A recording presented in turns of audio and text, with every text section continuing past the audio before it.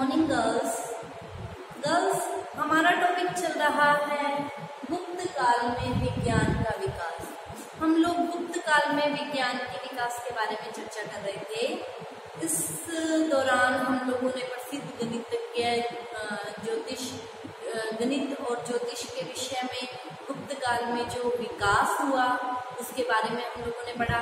ये बात हम लोग पहले क्लियर कर चुके हैं कि गुप्त काल से पहले ये नहीं कि हमारे यहाँ विज्ञान का प्रादुर्भाव हुआ था, विज्ञान का प्रादुर्भाव हो चुका था, लेकिन भारतीयों की जो मूल दृष्टि थी वो क्या थी, आध्यात्मिक थी। ठीक है, लेकिन गुप्त काल में विज्ञान का क्या हुआ था, विकास हुआ था।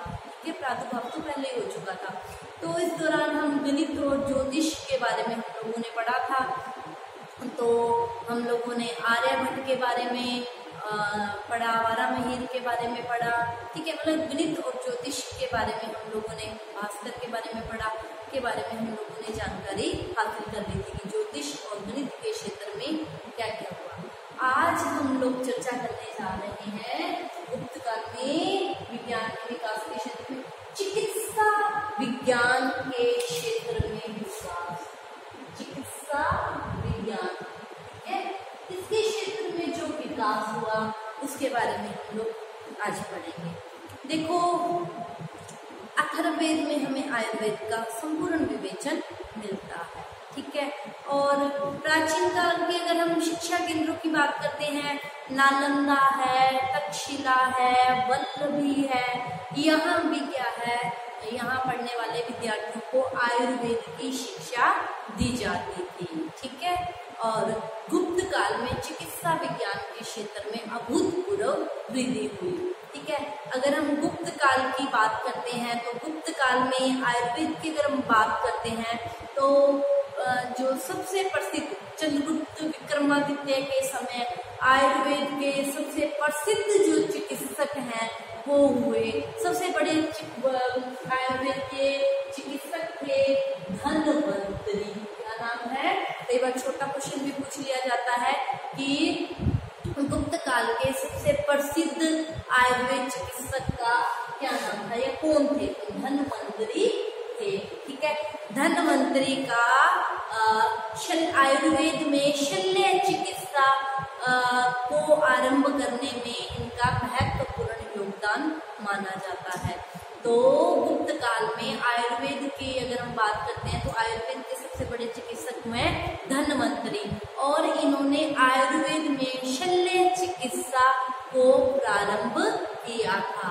शल्य चिकित्सा से मतलब है ऑपरेशन, चीरा फाड़ी। ठीक है, तो आयुर्वेद में शल्य चिकित्सा का जो प्रारंभ है वो किसने किया था, धन्वंतरी ने किया था।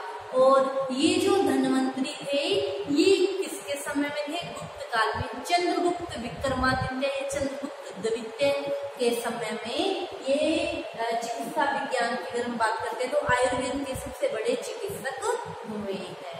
ठीक है, और आयुर्वेद के गुप्त काल के एक और चिकित्सक अगर स्टूडेंट में देखते हैं तो नाम आता है वाघभट्ट।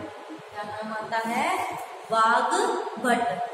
वाघभट्ट का जो है गुप्त काल में चिकित्सा विज्ञान के क्षेत्र में सहयोग ये भी सराहनीय माना गया है। ठीक है, इन्होंने अपने ग्रंथ अष्टांग संग्रह और अष्टांग हृदय, इन्होंने 2 ग्रंथ लिखे थे।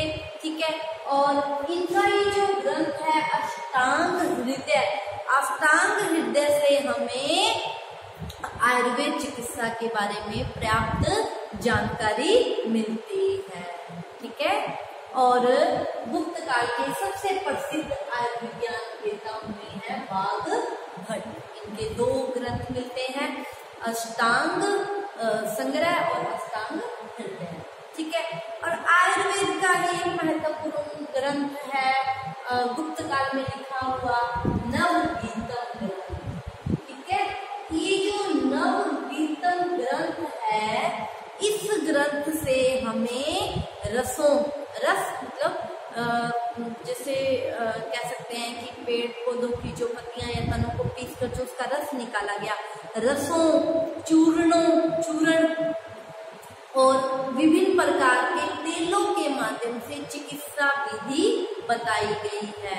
रसों, चूर्ण बना के, जैसे किसी पेड़ की छाल को अच्छी तरह से पीस के, उसके पत्तों को सुखा के उसको अच्छी तरह से पीस के चूर्ण बनाना, या किसी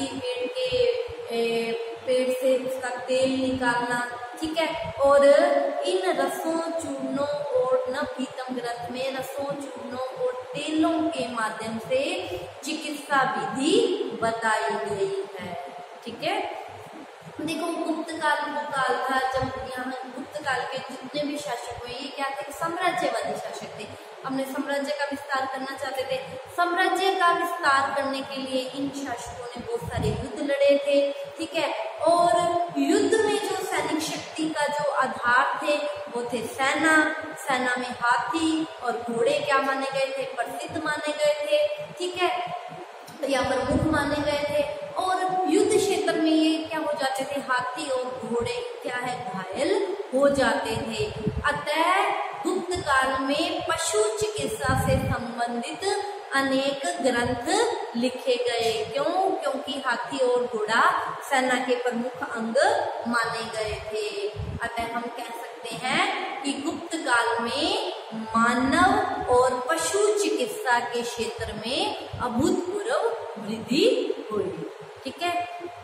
तो ये हम लोगों ने गुप्त काल में विज्ञान में के विकास के बारे में हमने सुने। सबसे पहले चिकित्सा विज्ञान के क्षेत्र में जो विकास हुआ उसके बारे में पढ़ा।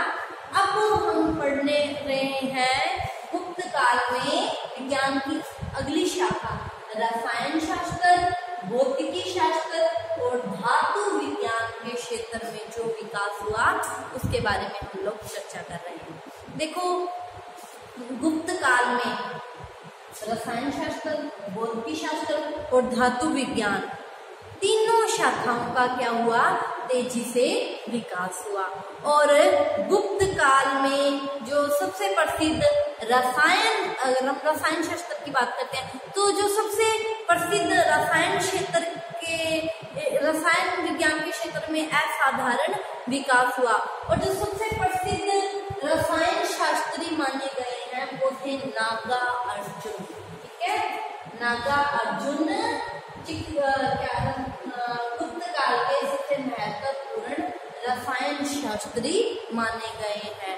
देखो हम लोग नागार्जुन के बारे में पहले भी पढ़ चुके हैं। नागार्जुन कौन थे? नागार्जुन वैसे तो एक बौद्ध दार्शनिक थे, ठीक है। और बौद्ध धर्म मैंने आप लोगों को बताया था हीनयान और महायान में बट गया था। महायान संप्रदाय का जो प्रवर्तक थे वो यही नागार्जुन ही थे। नागार्जुन क्या थे? एक बौद्ध दार्शनिक थे और इन्होंने रसायन शास्त्र के क्षेत्र में अपनी लेखनी चलाई, ठीक है। प्रसिद्ध रसायन शास्त्रियों की श्रेणी में भी इनका नाम लिया जाता है। और इन्होंने अनेक ग्रंथों की रचना की। अगर हम इनके ग्रंथों के बारे में बात करते हैं तो रसायन शास्त्र के क्षेत्र में इनके जो ग्रंथ थे वो थे नवशास्त्र, रस रत्नाकर, कक्षकूट, आरोग्य मंजरी। ये इनके महत्वपूर्ण ग्रंथ माने गए हैं, ठीक है। इसके अलावा अगर हम रसायन शास्त्र के विषय में नागार्जुन की बात करते हैं तो नागार्जुन का जो रसायन शास्त्र विज्ञान के क्षेत्र में महत्वपूर्ण योगदान है वो है पारे की खोज, ठीक है। पारे की खोज किसने की थी? किसी महान या प्रसिद्ध बौद्ध दार्शनिक रसायन शास्त्री नागार्जुन के द्वारा ही पारे की खोज की थी। और जो रसायन विज्ञान और आयुर्वेदिक विज्ञान के क्षेत्र में इनकी कह सकते हैं एक युगांतकारी घटना मानी गई है, ठीक है।